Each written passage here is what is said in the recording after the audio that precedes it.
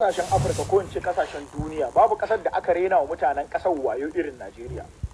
Ina magana akan bidiyon da ya bulle ne na jiya wanda Bello Turji suka kwace wai makamai yadda fa bidiyon ya fito kenan.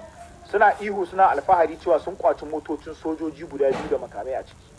A matsayinmu na wawaye wanda ake so a ɗauke mu dabbobi mu mun san abin da muke.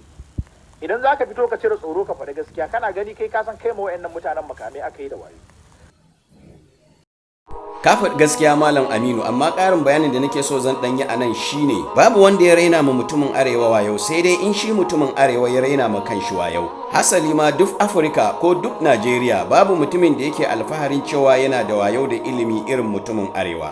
Saboda shi mutumin arewa kullum yana alfaharin cewa shi mai ilimi ne, shi mai wayau ne, kuma yana tunanin cewa wannan ilimin nashi da wayau shi ke ba shi kariya a rayuwarsa. Waɗannan shugabannin da muke tunanin sun raina mana wayau fa mu muka zaɓe su. Kowa ya sani harkan siyasa a arewa babu maganan cancanta, babu maganan mai kirki, babu maganan adali, babu maganan zaɓe don Allah. Maganan 'ya'yan banki ne kawai za ka zo da su daga kowane yanki ka fito, komin rashin kirkinka, komin rashin imaninka, komin rashin adalcinka. In dai ka fitar da kuɗi za ka bada, walbani walbaka 'yanci na. Shi yasa a fagen siyasa mutumin arewa zai iya ha'inci, zai iya zalunci, zai iya makirci, zai iya munafunci, zai iya bada igiya a ɗaura 'yan uwansa in dai zai samu biyan bukatansa, kuma da tunanin cewa shi mai ilimi ne, shi mai wayau ne. Sannan kuma daga baya su dawo cikin al'umma ana wayyo tare da su.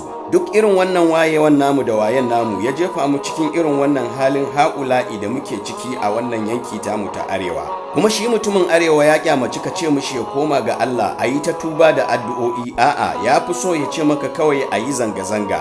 Waɗannan su ne nau'in halayyan al'umma da yawa daga cikin al'ummanmu na arewa, wato Musa a baki Fir'auna a zuci.